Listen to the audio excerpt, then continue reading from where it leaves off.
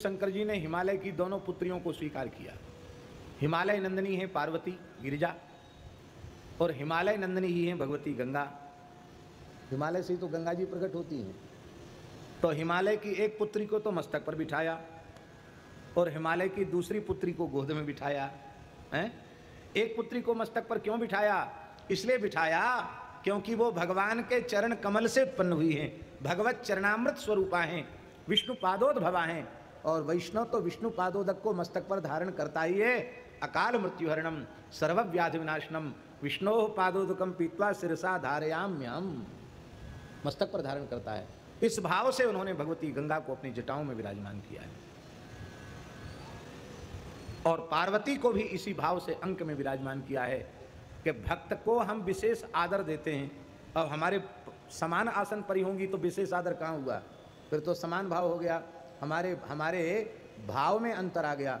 इसलिए स्वयं जिस व्याघ्र चरम पर बैठे हैं और अपने से भी जंघा पर अपने अंक में बिठाया है, मानो अपने से भी उच्चासन भगवती जगदम्बा को प्रदान किया है। यस्यांके च विभाति, विभाति माने उनकी अंक में भगवती जगदम्बा पार्वती विशेष रूप में शोभायमान हो रही है। देवापगा मस्तके, देव नदी गंगा जिनकी मस्तक में जटाओं में शोभायमान हो रही हैं और जिनके भाल में ललाट में बाल विधु द्वितीया का चंद्रमा, जिनकी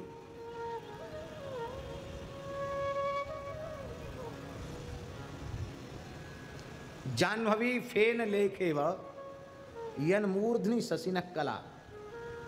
क्या? जाह्नवी फेन लेखेव यन मूर्धनि शशिनः कला। जब जल विशेष रूप में ऊपर से नीचे गिरता है या उच्छलित होता है तो पानी के भी मथने से उसमें फेन उत्पन्न हो जाता है।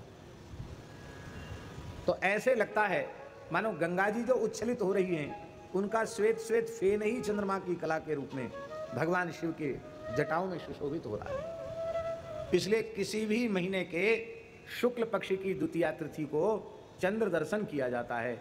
उस दिन चंद्र दर्शन करने से भगवान शिव के दर्शन का फल प्राप्त होता है। इसलिए पंचांग में लिखा रहता है चंद्र दर्शन, आज चंद्रमा का दर्शन।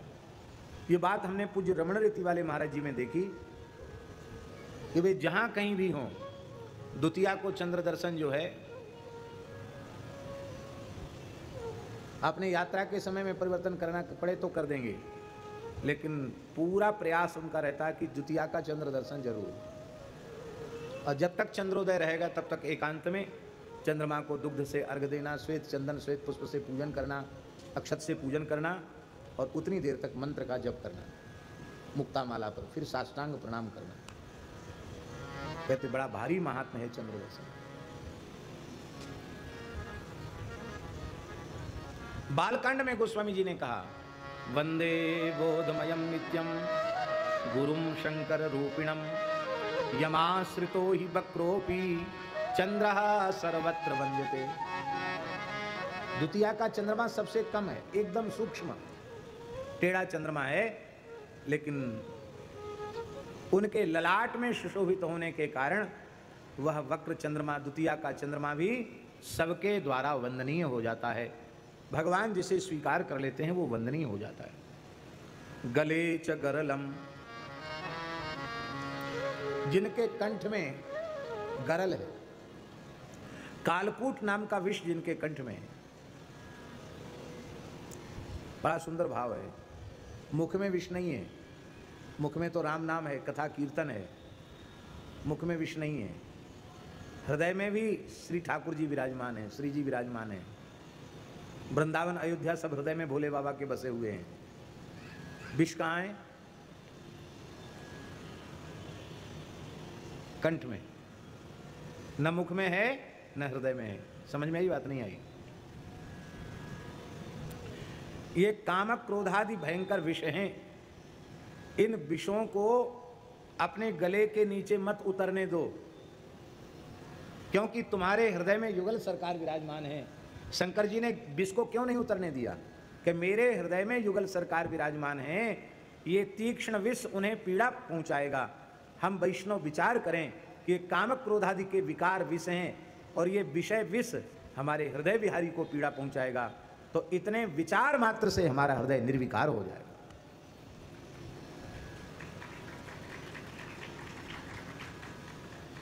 कंठ में भी रोक लिया, न मुख में आने दिया न हृदय में आने दिया, कंठ में रोक लिया।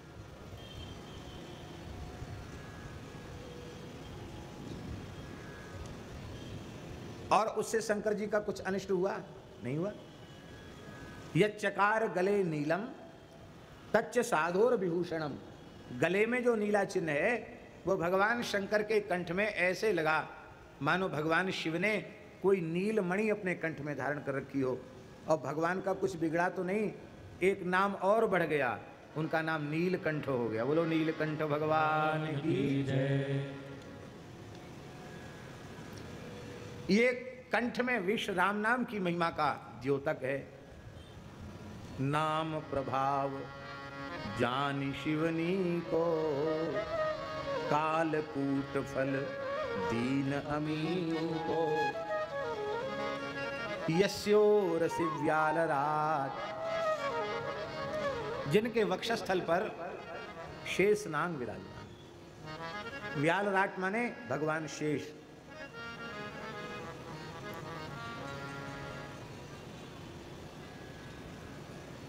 ये शेष भगवान क्यों विराजमान है? देखो, वैष्णव का वैष्णव से बड़ा भारी प्रेम होता है, और समान साधन वाले वैष्णव मिल जाएं तो उनकी प्रीति का क्या कहना। जैसे भगवान शेष नाम निष्ठ हैं, ऐसे ही शंकर जी भी नाम निष्ठ हैं। शेष भगवान अपने 1000 मुखों से 2000 जिह्वाओं से निरंतर भगवान के नाम का कीर्तन करते रहते हैं, निरंतर। और 1000 नाम रोज नए लेते हैं, रोज नवीन, एक नया सहस्त्र नाम पढ़ते हैं रोज शेष जी, और उनका नाम ही है शेष। शेष माने सबके समाप्त होने के बाद भी जो शेष रह जाए, बच जाए, बाकी रह जाए, उसको शेष कहते हैं। सनातन काल से वे नाम ले रहे हैं और सनातन काल तक लेते रहेंगे, लेकिन भगवान के नामों का पार शेष जी ने भी पाया नहीं। इतना प्रेम जगता है शेष जी को नामोच्चारण में कि जैसे किसी लालची व्यक्ति को मिठाई दिखाई पड़ जाए, मिष्ठान दिखाई पड़ जाए तो उसके मुंह में पानी भर आता है, ऐसे ही नाम के माधुर्य से आपके मुंह में लार बनने लग जाती है। उस लार को वे समेटते नहीं अपनी जीव से। क्यों?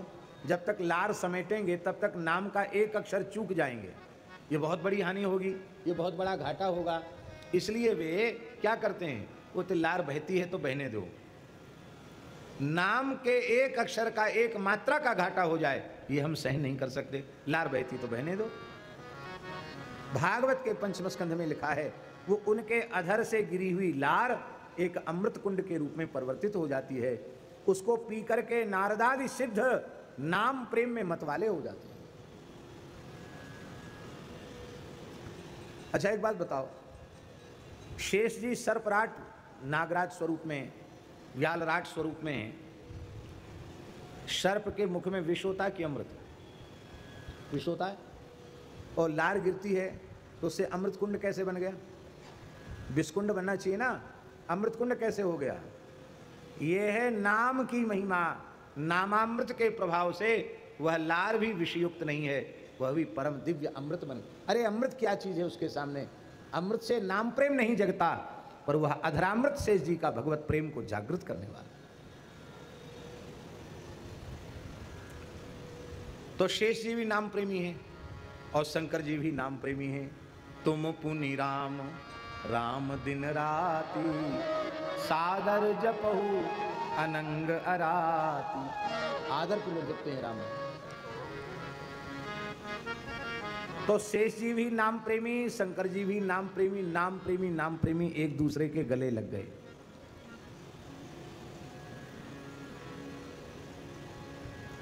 हम अकेले अकेले कीर्तन करें तो उतना बढ़िया नहीं लगेगा, और हम कीर्तन करें और पंडाल में बैठे हुए जितने लोग हैं सब एक साथ कीर्तन करें तो कितना बढ़िया लगेगा। और एक साथ कीर्तन करें, एक स्वर में करें तो कितना अच्छा लगेगा। एक ताल, एक स्वर, बिल्कुल एक स्वर में करें तो कितना बढ़िया लगेगा। शंकर जी के मुख हैं 5 और शेष भगवान के मुख हैं 1000, तो 1000 मुखों का कीर्तन और 5 मुखों का कीर्तन कितने हो गए? 1005। तो 1005 मुखों से निरंतर कथा कीर्तन हो रहा है।